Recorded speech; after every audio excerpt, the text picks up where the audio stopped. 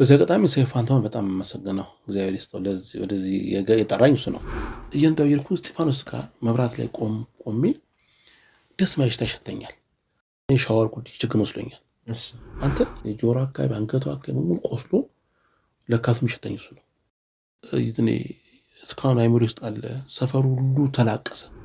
ሰው ምግብ ዝግጅትን ሲያስበው ኮስት ነገር ማይፈጥጦች የሚያፈጣ በጣም የተወሳሰበ ምናምን ነገር አጎ እንዲያስብ አልፈልግም። እኔ ላይ ሰው ሞቶ ታሪክ ሲነበብ የእውቀት አይነት ይሄን ተምሯል እንዲህ ተብሎ ሲባል ኢትዮጵያ ለሀገር በመጨሳሌ ምንም አደረግስ ባሰማ ከሰዎች ጋር ያለህን ኮኔክሽንስ ወይም ደግሞ ትስስር ግንኙነት እንዴት ነው የምታስቀጥለው? ምን አይነት መንገዶችን ትጠቀማለህ? በጣም አስፈላጊ ስለሆነ በአሁኑ ዘመን ማለት ነው። ትልቁ የኔ ሀብት እሱ ነው ነገራችን። ሌላኛው ምንስ ያዝናናሃል? ምግብ መስራት መብላት አለ መዝራት ወጣ የምድራችን ትልቁ በረከት በደስታና ስኬት የሚኖር ህይወት ነው። ክቡራትና ክቡራን አድማጮቻችን እነሆ አርብ ከቀኑ 10 ሰዓት እስከ 11 ሰዓት የቀረበው ከሼፍ ዮናስ ጋር ያደረግነው የክፍል 1 ቆይታችን ደማቅ በሆነ ሁኔታ ብዙ የህይወት ልምዶችን ወስደንበታል። አሁን ደግሞ በክፍል 2 በዕለተ ሰኞ ከቀኑ 8:30 እስከ 9:30 አብረናችሁ ልንቆይ ከሼፍ ዮናስ ጋር ተከስተናል። ወደ ህይወት ልምዱ እናመራለን። የምግብ ዝግጅት ማሰልጠኛ ኮሌጁ በዛ መልኩ ተጀመረ። ከዛ በኋላ በየአመቱ 1500 በ15 ዓመት 22500 ሰዎችን አስመረቃችሁ፣ አስተማራችሁ። እንደው ከዛ ውስጥ የምታስታውሳቸው ሰዎች ካሉ አሁን ጥሩ ሌቭል ላይ ደርሰው ሼፍ ዮናስን ያስተማረኝ የሚለው? አንድ ሬስቶራንት ገብቼ ቁጭ ካልኩ በቃ የኔ ተማሪ ውስጥ አለ። የሚገርም ነገር እኮ ነው። ተከፍቶላል ብሎ ደግሞ በጣም ቆንጆ አጎ መስራት በቃ እኔ በደንብ በየቦታው ሬስቶራንት አገኛለሁ። በ15 ዓመት 3 ካምፓስ ሆነ። አንዱ ፒያሳ፣ አንዱ ጦር ኃይሎች፣ አንዱ 22 ማዞሪያ ተከፍቶ ይንሰራልና የሚገርም ነገር እያስተማርኩ መሀል ላይ የሆኑ ተማሪዎች አሉ። አሁን እናንተ እንደዚህ ግቢ እየሰራችሁ ነው ብትንቀሳቀሱት ማለት ነውና በጣም ነቃ የሚሉ ተማሪዎች አሉ፣ የሚወጡ ተማሪዎችና ኤዲስ ይደርሳል ምላችሁ ልጆች አሉ። የሚገርም ሰርፕራይዝ ያደርጉን ተማሪዎች ሁለት ተማሪዎች የራሳቸውን ተቋም ከፍተው ማሰልጠኛ ተቋም ከፍተው የክብር እንግዳ ሆኜ ተማሪ መርቄላቸዋለሁ። ደስ ይላል። ተማሪዎች ነው ማለት ነው። ከኢትዮጵያ ውጭ ሄደው በጣም ውጭ ባሉ የነሱ ሼፎች አስደውለው ምስጋና የተላከልኝ በጣም ደስ የሚል ቆይታ ያደረኩባቸው ተማሪዎች አሉ። የራሳቸው ሬስቶራንት የከፈቱ በጣም ብዙ ናቸው። ከፍተው የሚሰሩ በጣም ብዙ አሉ። ግን በመቀጠርና ትልቅ ደረጃ መድረስ በተለይ ደግሞ አንድ አማን የሚባል ማረሳው ልጅ አለ። ዝምተኛ ተማሪ ነው፣ ጽም የሚለውና የሆነ ሲማርም በትክክል ነው የተማረው እና ሲወጣ አንድ ቀን እንዳጠቃለ ዮናስ ሼፍ ዮናስ ሆኜ ታገኘኛለህ አለኝ። እንዲህ ብሎኝ ወጣው። አይ ራሱ ነው አልኩት። አይ አንተ ነው እኛ ጋር ታገኘኛለህ አንድ ቀን አለኝ። አማን በርታ ብየው የሚገርም ነገር ኢንተርኮንቲኔንታል ሆቴል ገብቶ የሚገርም ፐርፎርማንስ በጣም የሚገርም ደረጃ ደርሶ አሁን በአሁኑ ሰዓት ትልቅ የራሱ የኬተሪንግ ካምፓኒ እየሰራ ነው ያለውና ባለፈው ሰሚት አካባቢ እንደዚህ ብሎ ወክ ማምሳረግ አገኘሁት። ዮኒ አንተ ሆነኛ ያገኛል አልከኝ። አይ እማ በለጥከኝ እኮ አልኩት። በቃ በለጠኝ እኮ ማለት እኮ በቃ ሌላ ታሪክ ውስጥ ገብቷል። በቃ አንተ ትልቅ ሰው ሆነ አገኘሁትና ብዙ ተማሪዎቼ እዚያ ይመስገን ውጤታማ ሆነዋል፣ ስኬታማ ሆነው አግኝቻቸዋለሁና ብዙ ቻርሳቸው እና አሁን ቢና የሚባል ተማሪ ራሱ ተቋም ይከፈታል። አንድ ደግሞ ዮሐንስ ባለች የከፈተ ልጅ አለ። ተቋም ከፈቷል። ሶስት ናቸው አጋጣሚ ከፈቱና ሁሉም በጣም ደስተኛ ናቸው። ደስተኛ ማለት መልካም፣ በጣም አሪፍ። እንግዲህ ከዛ ውጭ ደግሞ በጣም ኢምፕረስ ያደረገኝ ካንተ ውስጥ ምንድነው 5 መጽሐፎች መጽሐፍ። እንግዲህ አንድ መጽሐፍ ራሱ ትልቅ ነገር ነው። ትኩረት ይፈልጋል፣ ጊዜ ይፈልጋል፣ ስለምትጽፈው ነገር ደግሞ መርዳት ይፈልጋል። እና የመጽሐፍ ጆርኒስ ምን ይመስል ነበር? እንግዲህ ወደ ኋላ መልሰ ነው እንግዲህ 2001 ዓመተ ምህረት የመጀመሪያ መጽሐፍ ጻፍኩትና ስንቅ ለመጽሐፍ የመጀመሪያ መጽሐፌ ስንቅ ለናኩት መሰለ። ቤት ታክሲ ነበረኝ አላልኩም ቅድም? አሁን ላድዋ ነበረች ነው ለሳለ ወጣ የኩሰራባታል። አንድ ቀን ጠዋት ላይ ወደ ኢትዮጵያ አየር መንገድ የሚሸኝ እንግዳ ነበረኝ። 11 ሰዓት ተኩል አካባቢ እነሱ ድሮፕ አደረኩና ስወጣ ኢትዮጵያ አየር መንገድ ላይ እንደዚህ ጋሪ እየገፉ የሚወጡ ቱርች አሉ፣ ፖርት ነገሮች አሉ። እነሱ አንድ ሰውዬ ተለቃተው እየመጣና ልጄ እባክህ ለነፍስ ይሆናለች ልጅ እባክህ ወደ ቡልጋሪያ አካባቢ ቤቷ ያለችውና ከአረብ ሀገር ታስራን የመጣችውና አድርሳት በቃ የሚከፈሉም ካለ ልክፈልክ ምናምን ነገር ማለት ይሄ ልብ ሻንጣ እንኳን እዚህ የመጡ ከሷ ገምጡ ሰዎች ሪፖርት ያደርጉ ሴቶች ናቸው አዋጥተው ከሻንጣቸው የሰጧትና ወዴት የምትሄደው ምንም አታውቅ ዝም ነው የምትለው እባክህ ልጅ ያለኝ የሆነ ይታገላል ብሯም ታሳሳለች ደግሞ ቅነቱም ይመጣ ትታገላለችና ግዴ ነበር አይክፈሉም ጋሽ እኔ አዝፋታለሁ የኔ ቤት ያቋት ቡልጋሪያ አለች ቡልጋሪያ አካባቢ ታውቂያለሽ ቤትሽን አቋት እዛ ጋር ደርሶ አቋለችን በጠዋት ቡልጋሪያ አካባቢ ያን መኪና እየነዳው ሲሄድለ ቡልጋሪያ እንደዚህ በዚህ ጋር ሲጠፋት ከዛ ላይ የሆነ ባለ ሱቅ በር ከፍቶ ግቢውን ይጣራጋልና ብራዘር ችሊ ያያም ችል መካየም ጋር ተቃጠለ እንዴ ሃይሚ ምናምን ብሎ ጮኸ እሱ ራሱ አላ የወረጠ ቤቷ በዚህ ቦይ አሳየኝ ስንገባ ይትኔ እስካሁን አይምሮ ውስጥ አለ ሰፈሩ ሁሉ ተላቀሰ ይቷ ከጠፋችባቸው ወደ 7 ዓመት 6 ዓመት በላይ ሆናት ድምጿን አያውቁም እና ይሁን ሞተች ተብሎ የተባለ ሴት ልጅ መጣችው እና በመሃል ግን የሚገርም ነገር እየንዳው ይልኩ እስጢፋኖስ ጋር መብራት ላይ ቆሜ ደስ ማይሽ ተሸተኛል እና ሰውየው እስር ቤት ብለው ሰነገሩኝ በቃ የነጽና አለመታጠብ ጉዳይ ነው ማን ብዬ ነው የሰኩት ከሳላ ይሁን ሳለ ሽታው ይጨምረ መጣ መስኮት ከፍታለሁ ደም በጣም ቅዝቃዜ ሰነበጡ አንድ ምዝጋና እዘጋለሁ ምን ሆነሽ ነው አልኳት በቃ በኋላ ላይ ማለት ነው እኔ ሻወር ጉድ ችግር መስሎኛል አንተ የቀኝ ፓርቷ እንዳለ ቁስል እንዳለ የጆሮ አካባቢ አንገቷ አካባቢ ሙሉ ቆስሎ ለካቱም ይሸተኝ እሱ ነው ማዳም ደፍታብኝ ነው አለች ውሃ ደፍታብኝ ነው ምግብ አሳስቼ ብቻ አወራችን የነገኛ ደነገጥኩ አልታከምሽም ታከም ያለው አስወጣኝ ውጭ አስወጣኝ ወጭ ፖሊስ ያዘኝ ፖሊስ ደግሞ እስር ቤት አስገባኝ እስር ቤት አልተንከባከቡኝም መረቀዘ መስዋዕት ያምብላ ዘገነነኝ በቃ ሁኔታው ማለት ነው እና አስረከብኳቸው ሰዎች እግዚአብሔር ይስጣሉኝ አግኝቻት ነው አልኳቸው በቃ ደስ ብሎ አስረከቤ ምን በቃ መኪናው እየነዳው ፈዝጃው ታውቃለህ በጣም አሳዘነችኝና በሙያ ምን ማድረግ እችላለሁ ለሴቶች ምን መስራት እችላለሁ ምን ነገር ውስጥ የመጣ ቢያንስ እንኳን የምግብ ዝግጅት ዕውቀት ይዞ ቢሄዱ አንድ ነገር ነው ልጅ የኛ ሀገር አብዛኛው ተጓዥ ተነሱ የሚሄዱት እንጂ ዕውቀት የላቸውም አሁን ከሌላ ሀገር ይመጣሉ ከፊሊፒንስ ከህንድ ይመጣሉ ሲመጡ ምግብ ዝግጅት ይማራሉ ቋንቋ ይማራሉ ሰልፍ ዲፌንስ ቴኳንዶ ትምህርት ይማራሉ የባንኪንግ ሲስተም ተምረው ብዙ ነገር አውቀው የሚሄዱትና ያን ስለሚያውቁ አክብሮትም አለ ጥሩ ተከፋይም ናቸው ይፈልጋሉ የኛዎቹ እንዳለ ከክፍለ ሀገር እንደመጡ እንዳለ ከነ ኮንጓቸው ነው ወደዛው ሚልኳቸውና እዛ ደግሞ መጫወቻ የሚያደርጓቸው እንደም ከተወሰነ ዓመት በኋላ ይሄ ስልጣና ምናምን መጀመር በእኛ ዳዳግዝም ብሎ መጓዝ ነውና ምንም አልነበረምና ለምንድን ነው አንድ ነገር ማሰራው ይሄ መጽሐፍ አለብኝ አረብ ሀገር የሚሰሩ ምግቦች የአረብ ሀገር ምግብ አሰራሮች ምን ይመስላሉ ጻፉት ኢላ ምን ይጨምር ያስፈልጋቸዋል አንድ ሴት አረብ ሀገር ስትሄድ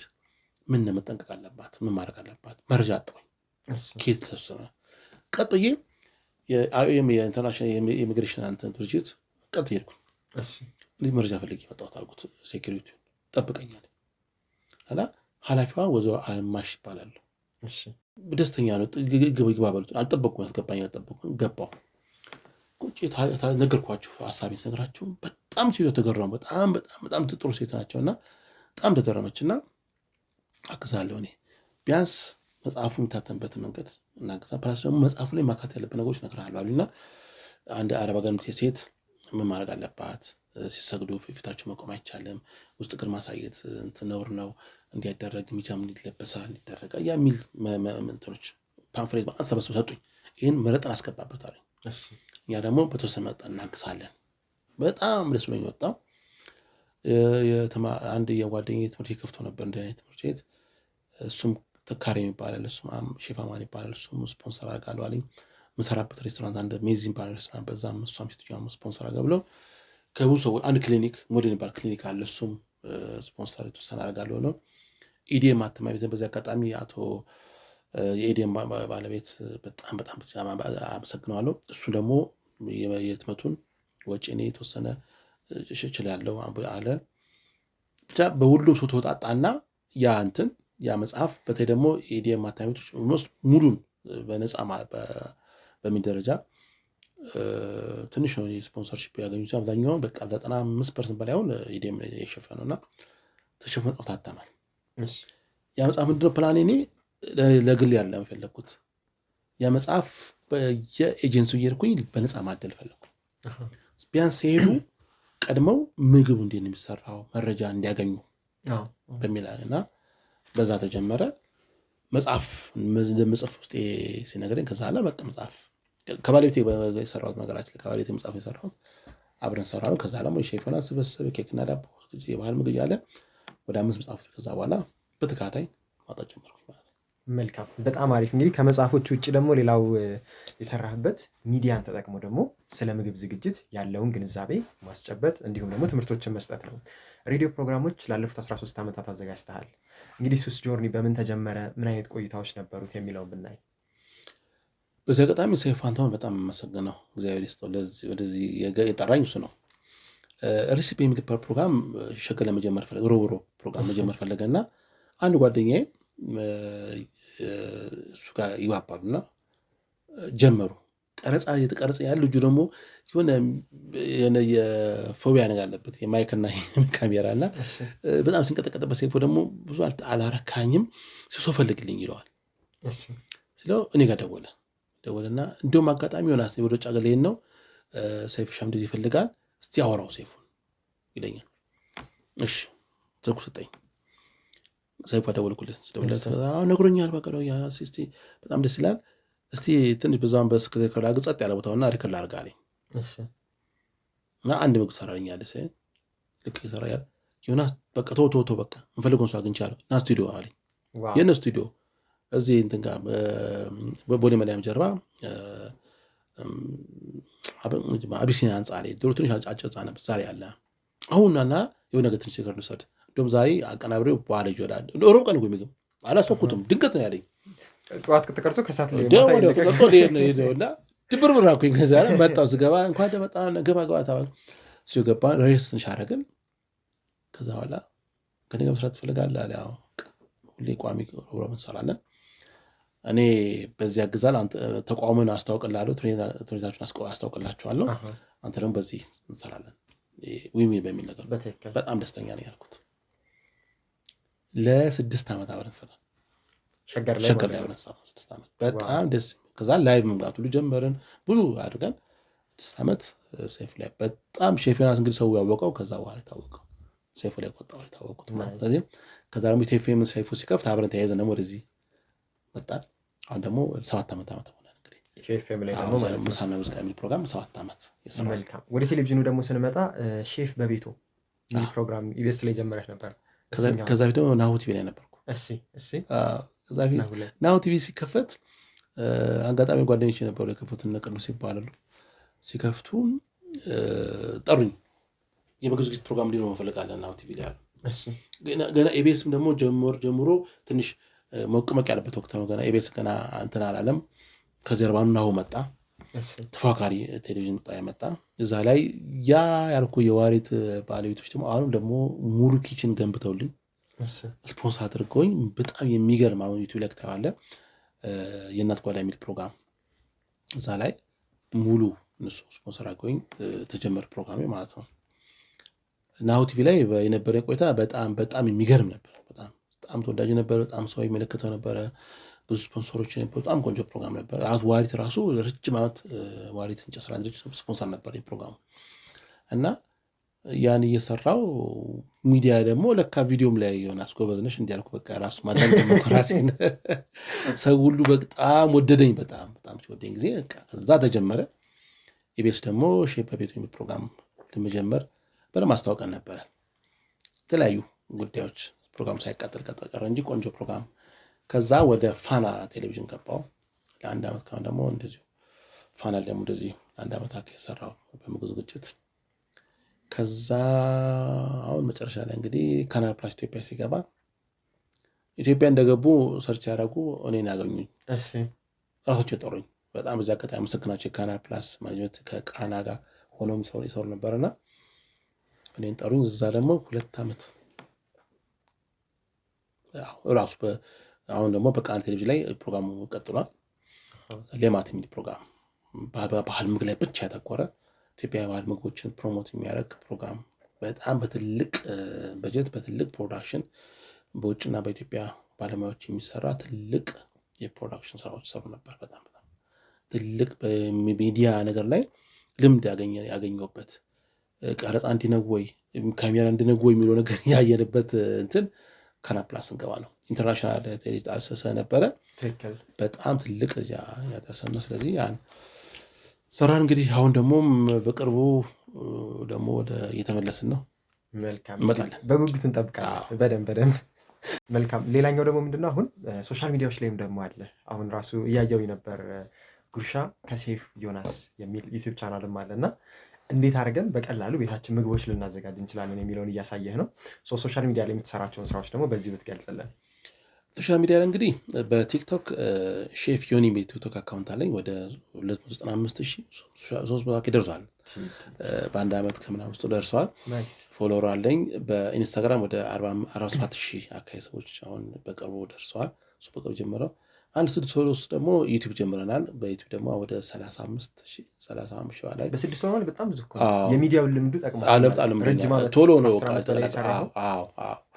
እና ወደ ደግሞ ወደ 37,000 አካባቢ የሚሆን ሰብስክሪፕሽን አለኝ። እና በተቻለ አቅም ምን መሰለን ሰው ምግብ ዝግጅትን ሲያስበው ኮስት ነገር ወጪ የሚያፈጣ በጣም የተወሳሰበ ምናምን ነገር አድርጎ እንዲያስብ አልፈልግም።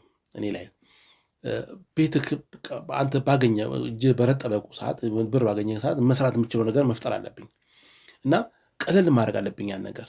ያንስ ካላደረከው ሰው ምግብ ይርቀዋልና ተመልካች ብቻውን እንቀራለን። ትንሽ ክሬም ነገር ትጭቃቀላት በአባዝ ሰርቼ ብለህ ካረከው ሰው ወደ ስክሮል ቢያደርግ ግን ዛሬ እስቲ በበቆሎ ዱቄት መስራት የምችለው ቀጥ ያደርጋል። አይድም ሰው ሁሉም ሊያገኘው የሚችለው ነገር በቆሎ ያገኘዋል። ዛሬ በቆጮ ብሰራው ብትል ዛሬ እንግዲህ ቆንጆ ፍርፍር አለ የምትል እንደ ኢትዮጵያ ፍርፍር አድናቂ ነው። ፍርፍር በተለየ መልኩ ብለህ አማራጭ ለህፃናት የሚሆን አማራጭ ሰጠው በጣም ደስተኛ ሆናልና ሶሻል ሚዲያው እግዚአብሔር ይስጠው ያሰበው ሰው እየራሱ በጣም እየረዳን ያለውና ሶሻል ሚዲያ እንጃ የተቋረጠ ጊዜ ብዙ ነገር የሚበላሽ ይመስለኛል። ብዙ ጥቅም አለው። በጣም ከፍተኛ ለተጠቀመበት ሰው ትልቅ ነገር ሶሻል ሚዲያ ነው።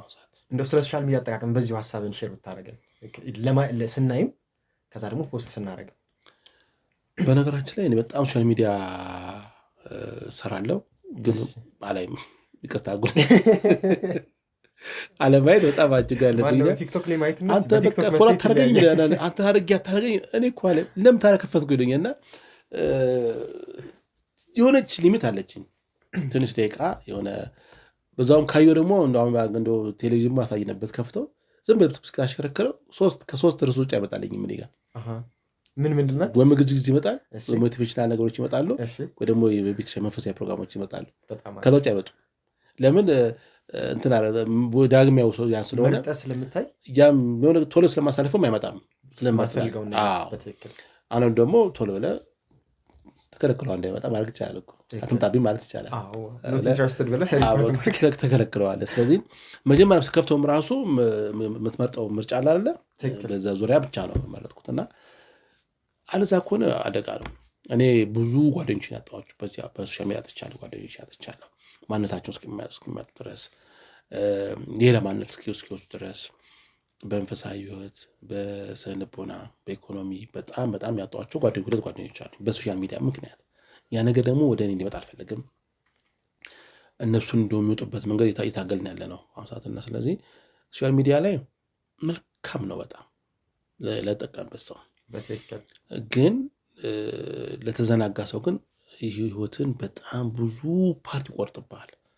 ህይወትን ብዙ ፓርቲ ይወስድብሃል፣ ረጅም እድሜ ይቆርጥብሃል። ስለዚህ ቁጭት በኋላ እንዳይመጣ ካሁኑ ጥንቃቄ የሚደረግ ነው። አለበዛ ግን ዝም ብለህ በቀደም ዕለት የሚገርም ነገር ዝናብ ነበር፣ የዛሬ አንድ ወር አካባቢ ዝናብ ነበርና መኪና ላይ አስቁምና ራይድ በሞክር ምናምን አጋብና የጤና ነበር የነበርኩት። በቃ ራቀ መሰለኝ አልገባሉኝ። ዝናቡም እየመጣ ነው። አጠገቤ ሚኒባስ መጣ፣ ታክሲ መጣና ሜክሲኮ ምናምን ነገር አለ። ብለን በቃ ሁላችን ሮጠን ገባን። እሺ አንተ ከጦር ኃይሎች እስከ ሜክሲኮ ሰው ጸጥ ይላል። እንትን ታክሲ ሁሉ ሰው አቀርቅሮላት እንትለት ሱቁ ላይ ወያለው ራሱ በቃ አንዲስ ብር ሰበሰበ። እሱም ይዞ ከፍቶላል። ማን የሱ ልጅ ቀና ብሎ እንደዚህ ሉሜ የለም። በቃ አንዲስ ብር ሰበሰበ። ሁሉም ስልኩ ተክሎ ያም ግማሹ ድምፁን ከፍ አድርጎታል። እንዴ አዘንኩታ ቃል አንድ በፊት እኮ ታክሲ ያወራ የጫውት ይላል እኮ የሚያወራለም ጸጥ ሼር ሙዚቃ ከፍቷል። እሱም እየዘፋፈን ሄዳል። ሳንታይ ከጎን ያለ 3 ሰዓት ታይ ወረድን።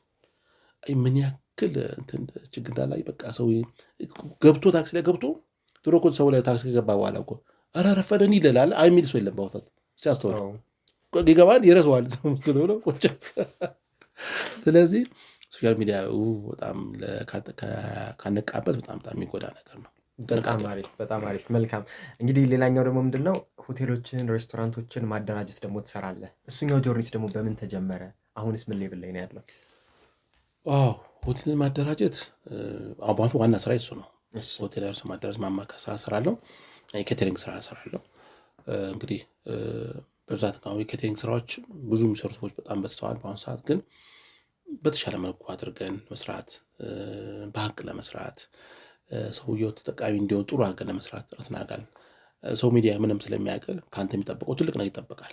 በሚጠበቀው ድረስ ለመስራት ጥረት እናደርጋለን። እኛ ለአንድ ጊዜ ብቻ እንደ ቤት የእንድራ ነገር አናደርግም። የሆነች ነገር ጣል አድርገን ለመሮጥ ሳይሆን ቢያንስ ነገም ከነገ ወዲያም ከነሱ ጋር እንደዘቅ የሚል ኬተሪንግ ስራ እንሰራላቸዋለን። በዚህም ጊዜ ጥሩ ስኬታማ ነው ያለነው።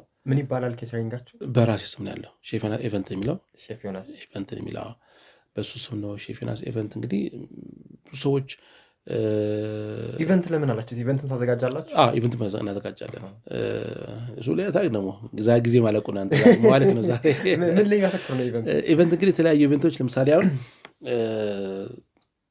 ኬክ ቴስቲንግ ኢቨንት ብለን ወይ ደግሞ ቡና እንትን ነገር ወይ ደግሞ ዛሬ የስፓይስ ማስታወቅ አንድ ትምህርት ላይ በምን አወቅ መሰለን? በልጄ ነው ያወቅኩት። ይችልንገርና ልጄ አንድ ጊዜ ወፍጮ ይዛት ሄድኩኝ። ወፍጮ ቤት ጤፍ አታውቅም። ደነገርኩ። ታውቃለህ ለካ እየተፈጨ ስለሚመጣ ጤፍ በፊዚካል አታውቀውም። ያልተፈጨውም ማለት አታውቀውም። ስለዚህ መማገለብኝ እሷን ይዤ ወስጄ ጤፉንም ይሄ ነው ጤፍ፣ ይሄ ዳጉሳ ነው፣ ይሄኛው አጃ ነው፣ ይሄ ደግሞ ቆሎ ማታወቅ አለብኝ። ቀጣዮቹን እኔ ማለቃቸው።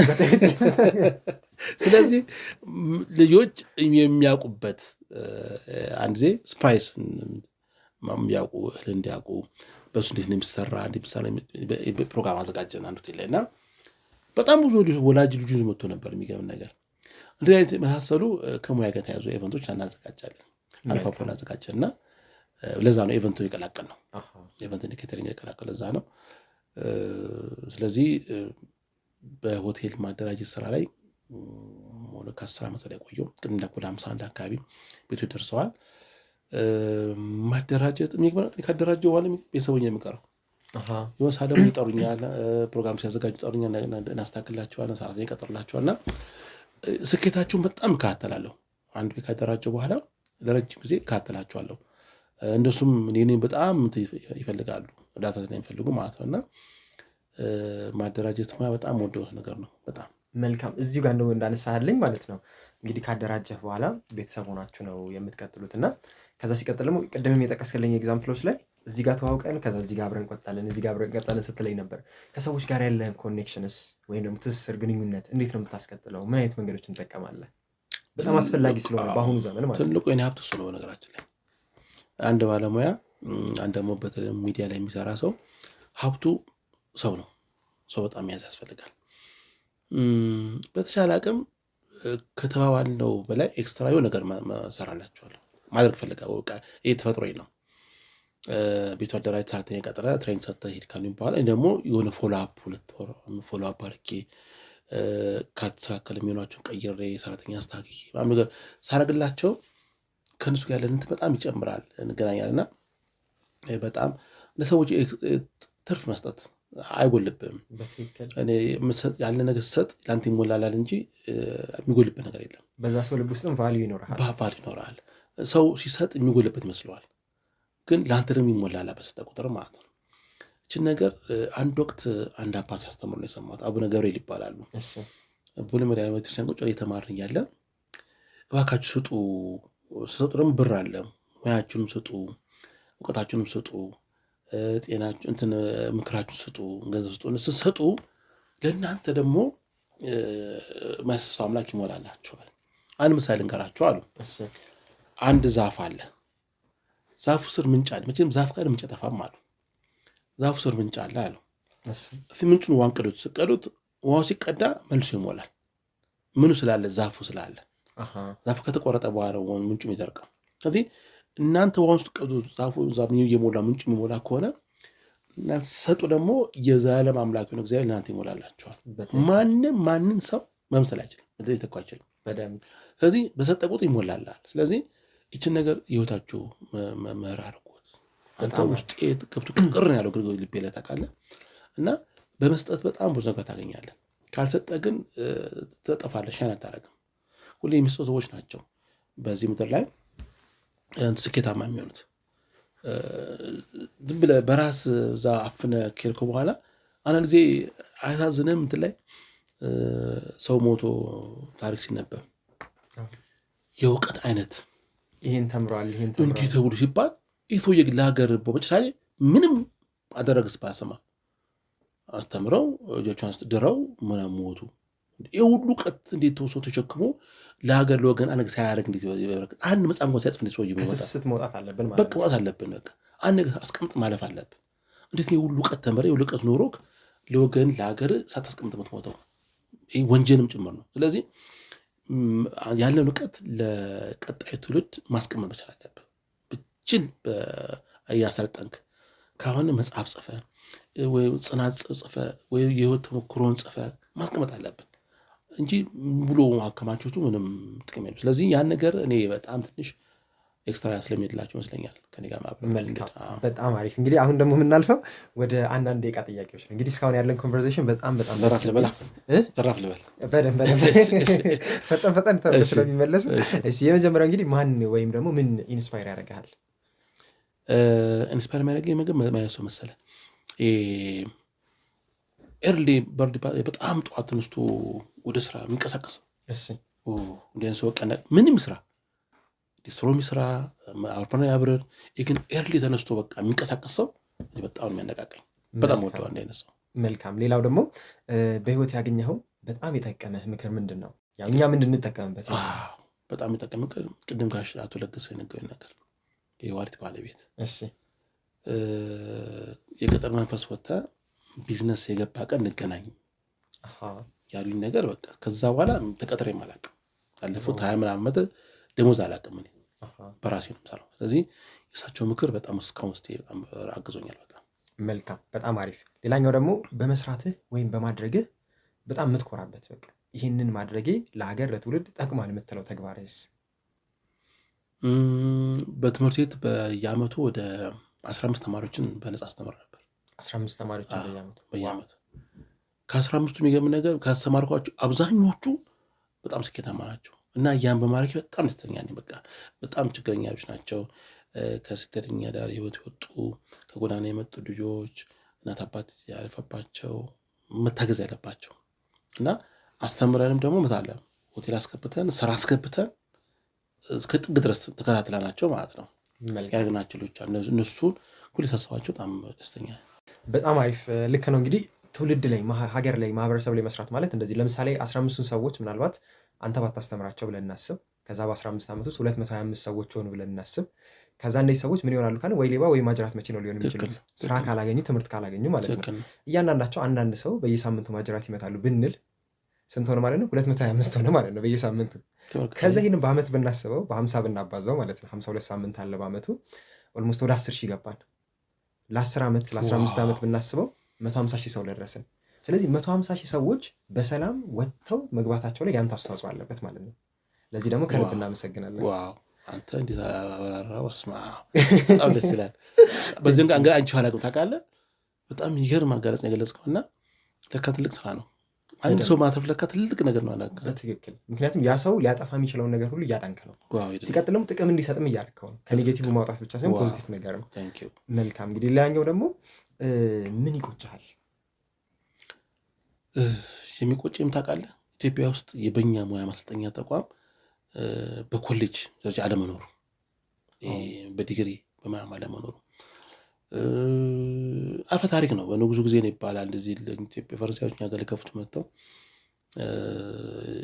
እንግዲህ ታሪኩን አላውቅምና ጠይቋቸው ነበር ንጉሱን ይባላልና ሌሎችን የምግብ ወጥ አላስተምርም ህግ ነው ማስተምራቸው ብለው መልሷቸዋል ይባላል። ያ ነገር እንግዲህ እውነቱን ውሸት አላውቅም አፈ ታሪክ መሰማውና የዛ ጊዜ ምን አለ ንጉሱ ፈቅደው የኮሌጁን ያገብ ይከፈት። አሁን ሰርቲፋይድ ለመሆን ያ ኮሌጅ ሄዶ ሳውዝ አፍሪካ ነው ማሜ ተከፍቷል መሰለኝና እዛ ተኬዶ ሰርቲፋይድ የሚደረግ እና ትንሽ ባህላዊ ዩኒቨርሲቲ ጀምሯል፣ በማኔጅመንት አካባቢ ጀምሯል በዲግሪ ደረጃ። ግን በእኛ ሙያ ግን እኛ ጋር በዲግሪ በማስተርስ አለመኖሩ ግን በጣም ይቆጨኛል። መልካም ሌላኛው ምንስ ያዝናናሃል? ምግብ መስራት መብላት አለ መስራት ወጣ በተለይ ሰው ሰርቶ አሁን እኔ ሰርቼልህ ማለት ነው ጥርቅ አገሳስ ከመለስክልኝ አረበስ በጣም ደስተኛ ሆነ በቃ እና በጣም በጣም ያዝናናኛል በጣም። መልካም ሌላኛው ደግሞ እንግዲህ በየዕለቱ ያው ውሏችን ተለዋዋጭ ሊሆን ይችላል እንደየስኬጁሉ እንደየሁኔታው ማለት ነው። ከዛ ውጭ ግን ይሄንን ሳላደርግ አልውልም የምትለው የዕለት ውሎ ክፍሎች ምን ይመስላሉ? እርግጤን መሰለኝ ቤተክርስቲያን ሳለን መዋል አልወድም።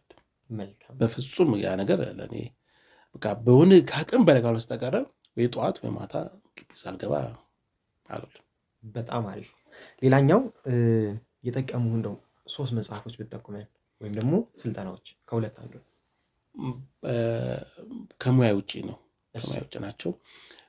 ሪቻርድ ኩርዳል መጽሐፍ ዘ ፓወር ኦፍ ናው እና አዌክ ዘ ጃይንት ዊዝን የአንቶኒ ሮቢንሰን መጽሐፍ በጣም ፊት ማነባቸው መጽሐፎች ናቸው። በተለይ ደግሞ የአንቶኒ ሮቢንሰን አዌክ ዘ ጃይንት ዊዝን የሚለው መጽሐፍ የሆነ ታውቃለህ ከጉቶ ታውቃለህ ጉቶ ሲወጣ ከላይ ትንሽ ይመስላል ስትቆፍሮ ግን በጣም ብዙ ዲያሜትር ነው የምትቆፍረው ስታወጣው ማለት ነው። ያን ነገር ውስጥ ያሉ ብዙ ነገር እንደዚህ ፈንቅሎ ያወጣ መጽሐፍ ያ መጽሐፍ ነው። በቃ መቻልን ውስጥ ያለ ነገር መጠቀምን በጣም ያሳየ መጽሐፍ ነውና እነሱ መጽሐፍቶች በጣም ዘመኔ በጣም መልካም በጣም አሪፍ። ሁለቱን አንብቤያቸዋለሁ፣ ሶስተኛውን አላነበብኩትም፣ አነባዋለሁ። ቆንጆ ሪኮመንዴሽን እና የመጨረሻው ጥያቄያችን ደግሞ ያው ያለነው ዊዝደም ፖድካስት ላይ ነው። የህይወት ልምዶችን እናካፍላለን። ከእያንዳንዱ የህይወት ልምድ ውስጥ ደግሞ የምንወስዳቸው ዊዝደሞች አሉ፣ ጥበቦች አሉ፣ መረዳቶች አሉ። ለወጣቶች ማስተላለፍ የምትፈልገው ዊዝደም አድቫይስ ወይም ምክር ምን ይመስላል? ለምሳሌ ሰዓት ግድግዳ ላይ ሰዓት ተቀምጦ ዝም ብለህ ስታየው ቃ እያለ ይሄዳል። ተኝተህ ስትነቃም እሱ ቃ ይላል። የኔ ተኝቷል ጠብቀው ቆሜ ሲነቃ ቀጠላለሁ አይልም፣ ይቀጥላል እሱ። በአግባቡ በጊዜ መጠቀም ያስፈልጋል ነገር ነው። እኔ የምመክረው ምንድነው ጊዜያችሁን በአግባቡ መጠቀም ያስፈልጋል። ሁሉ ነገር አሁን የምንጓጓበት ነገር እኔ አሁን ስንደርስበት ለካ ለዚህ ትላለህ የምትጓጓበት ነገር የሚያዘናጋን በሙሉ በወቅቱ ይደርሳል። ሁሉ ይመጣል። ለአንተ የሚከለከል ለባለፈው ትውልድ የሰጠ ነገር የለም። ለአንተ ሁሉ ይመጣል። ስለዚህ አሁን ባለበት ሰዓት ላይ ማድረግ ያለብን ነገር ማድረግ፣ ጊዜውን በአግባቡ መጠቀም፣ አጣብረን ባጎ ሰዓቷን የያና ሸረፋይ ሰዓት መጠቀም ያስፈልጋል። አለበዛ የሆነ ሰዓት ላይ ተዘናጋን ካለፍክ በኋላ ግን በፍጹም አትመልሰውም። ሰዓቱ እንደማይቆመው ሁሉ ላይፍ ማይቆም። ስለዚህ በቻለ አቅም ጊዜያችሁን በደንብ መጠቀም ጥረት አድርጉላለሁ። ያው ምክሬ መሰለ ደግሞ ሙያ ልመዱ። ሙያ በጣም እስከ እርጅና ዘመን የሚወስድክ ሙያ ነው። እኔ አንድ ተማሪ ወይ ደግሞ አንድ ወጣት ከሚማሩት ጎን ለጎን ደግሞ አንድ ሙያ ቢያውቅ አውቶ መካኒክ ሊሆን ይችላል፣ ወይ ደግሞ ፔይንቲንግ ሊሆን ይችላል፣ ወይ ደግሞ ግዝግዝ ሊሆን ይችላል፣ ወይ ደግሞ ዋዴቨር ብቻ አንድ ሙያ ግን ባለቤት መሆን በነጮች በዚህ ነው የሚበልጡ 2-3 ባለሙያ ይሆናሉ እነሱ። ሙያ በጣም ይጠቅማል። ገበያው ላይ ሲወጡ ነጥረው የሚወጡት። ስለዚህ ሙያ በጣም ስለዚህ ሙያ ያለው ሰው በጣም ይኮራ። ስለዚህ እችን ነገር አካችሁ። መልካም በጣም አሪፍ። እንግዲህ የኔን ጥያቄዎች ጨርሻለሁ። ምናልባት ይሄን ብትጠይቀኝ እኮ ይጠቅም ነበር የዘለልከው ጥያቄ አለ የምትለው ካለ ማንሳት ይቻላል። ከዛ ውጭ ደግሞ እኔ የምጠይቀው ጥያቄ ካለ መጠየቅ ይቻላል። ሁሉ ጠይቀኛል። እንግዲህ የቤተሰብ ህይወቴ ብቻ ነው የቀረው። አዎ ዋናው እንዴ የልጅ ነገር እኮ እንደው እንዴ ዲስሎክ ትዳር ቤተሰብ ህይወት ምን ይመስላል? ትዳር እንግዲህ ባለትዳር ነኝ። የ3 ልጆች አባት ነኝ። ዋው 16 ዓመት ካገባው የመጀመሪያ ልጄ አሁን ጎበዝ ተማሪ አለችኝ። ወንድ ሴት ነች፣ ሄርሞን ትባላለች። ሁለተኛ ልጄ ቅዱስ ይባላል። አንድ ወንድ የመጣለች አንድ 4 ዓመት ልጅ ደግሞ አለች፣ ሄለን ትባላለች። 2 ሴት 1 ወንድ ልጅ አለኝ። ማሳደጋት ልጅ ደግሞ አንድ ሴት ልጅ አለች፣ ማሳደጋት አለች። ጥሩ እና ደስተኛ ቤተሰብ አለኝ። ልጆቼ በጣም ነው የሚወዱት የሚደግፉት። ወደ እኔ ግን መምጣት ብዙ አይፈልጉም፣ ግን ያው ይማራታል፣ አይቀርላቸው ሙያ መሰብሰብ አለባቸው፣ ግዴታቸው ነው። ትምህርት ቤት ሲሄድ በጣም የሚኮሩት በቃ ሳውስታቸው በአባታቸው በጣም ይኮራሉ ምናምን ነገርና ስለ ኮሩ በጣም ደስ ይለኛል። ሼፍ ዮናስ መጣ ግቢ ውስጥ ሲገቡ ተማሪዎች ሲከቡኛል ያመጡ ከኔ ፎቶ ምናምን ሲነሳ እነሱ በጣም ፕራውድ ያደርጋሉ። ያ በጣም ደስ ይለኛል። ልጆች ዘና ስለዚህ በቤተሰቡ እግዚአብሔር ይመስገን ስኬታማ ነኝ። የተመሰገነ ይሁን። አንተ መጠየቅ ጥያቄ ምንድነው? በጣም ነው እንትንህን የማደንቀው ጥረትህን እና ገና ተማሪ ነው፣ 2ኛ ዓመት ብለኛል ተማሪና እንደው ምን አሳስቶ ነው እንደዚህ እንደ ወደ ሚዲያ የመጣውና ከባድ ሚዲያ ስራ ስለማውቀው በጣም ድካም አለው፣ እንቅልፍ ማጣት አለው፣ ክሬት መሆን ያስፈልጋል እና ይህ ሁሉ ነገር ቻሌንጅ አለውና እንዴት ዘው አድርግበት? እሺ በጣም ቆንጆ ጥያቄ። እንግዲህ ወደዚህ የጀመርኩት ኦልሞስት 10ኛ ክፍል እንደጨረስን ነው። ቴሌግራም ላይ ኖርማሊ ጽሁፎች ሼር ማድረግ ጀመርኩ። የዛ ሰዓት ምንድነው ኖ ሞር የሚባል እንቅስቃሴ አልነበር፣ ከዛ ጋር የተያያዙ ጽሁፎች ማለት ነው። ከዛ ግን ትንሽ ቆየት ስል ይሄ ነገር በቃ ሰልፍ ዴቨሎፕመንት ላይ ቢቀይረው ይሻላል። ምክንያቱም ኖ ሞር ብለህ ሁሌ አትቀጥልም፣ ራስን ደግሞ መለወጥ ያስፈልጋል። ከዛ ደግሞ ለትውልድ የሚጠቅሙ ሀሳቦችን ማሻገር ደግሞ ያስፈልጋል። ከዛ ቲክቶክ ላይ ሾርት ቪዲዮዎችን ሼር ማድረግ ጀመርኩኝ፣ በገባኝ ልክ ማለት ነው። ከዛ ቲክቶክ ላይ መጀመሪያ የምንጠቀመኝ እንዳነብ ጠቀመኝ። 11 እና 12 ስማር በ2 ዓመት 208 መጽሐፍ እንዳነብ አደረገኝ። በየሳምንቱ 2 መጽሐፍ ዲሲፕሊን ሆኜ ማለት ነው። ከዛ በኋላ እሱን ከጨረስን በኋላ ደግሞ ዩቲዩብ ላይ ጀመርኩኝ። ከዛ ዩቲዩብ ላይ ወደ 30 የሚደርሱ እንግዶችን ቃለመጠይቅ አደረግኩኝ። 40 መጽሐፎች ላይ ዳሰሳ አደረግኩኝ። ከዛ ሬዲዮ ላይ ስመጣ ደግሞ የሪሰርች ፕሮግራም ጀመርኩኝ። ምን ማለት ነው? ዓለም ላይ የተሰሩ ፐብሊሽ የተደረጉ ትላልቅ ሪሰርቾች አሉ። እነሱን ዳሰሳ እናደርግና በ30 ደቂቃ ውስጥ ማንኛውም ሰው በቃ እንዲረዳው ሪሰርቹን አደርጋለሁ ማለት ነው። ከዛ ዊዝደም ፖድካስት ተጀመረ፣ አሁን ያለንበት ፕሮግራም። ዛሬ እንግዲህ ኤፒሶድ 13 ላይ ደርሰናል። ዊዝደም ፖድካስት ደግሞ በዛ መልኩ ቀጠለ። ከዛ ውጭ ባለው መድረኮች ላይ ምናምን እመራለሁኝ። የተለያዩ ኢቨንቶች ሲዘጋጁ፣ ፕሮፌሽናል ኢቨንቶች ሲዘጋጁ ወይም ኮርፖሬት ኢቨንቶች ሲዘጋጁ ይህን ይመስላል እንግዲህ ወደዚህ የገባሁበት መንገድ። ደስ ይላል። የዝም ብዬ ስገምት ግን የሰንበት ቤት ህይወት አልመስለኝም፣ የቤተክርስቲያን ህይወት እዛ ላይ እንኳን አልጠነከርኩም። አሁን እየመጣሁ ነው። በጣም ደስ ይላል። ወደዛ እየመጣሁ ነው። ቴንክ ዩ ሶ ማች። በጣም ነው ከልብ ማመሰግና። እንግዲህ በጣም ምርጥ ቆይታ ነበረን። ያለህ የህይወት ልምድ ትልቅ ነው። 26 ዓመት መስራት ቀላል አይደለም። 5 መጽሐፍ መጻፍ፣ 400 ሰዎችን ስራ ማስቀጠር፣ ከዛ ቤተሰባዊ ህይወት ላይ ደግሞ 16 ዓመት በትዳር መቆየት። ከእያንዳንዱ ውስጥ የምንማራቸው ጥበቦች አሉ። ያንተን 26 ዓመት የህይወት ልምድ ዛሬ ይህን ፕሮግራም 1 ሰዓት ሰጥቶ ያዳምጠው ሰው በደንብ ተምሮበታል። እኔም በደንብ ተምሬበታለሁ፣ ሳዳምጠው የምማርበታለሁ። ፍቃደኛ ስለሆንክ ስላከበርከን፣ በጣም ውድ የሆነውን ስጦታ ጊዜን ስለሰጠን ከልብ አመሰግናለሁ። በጣም አመሰግናለሁ። በርቱ። እግዚአብሔር ይስጥልኝ። ቴንክ ዩ። እሺ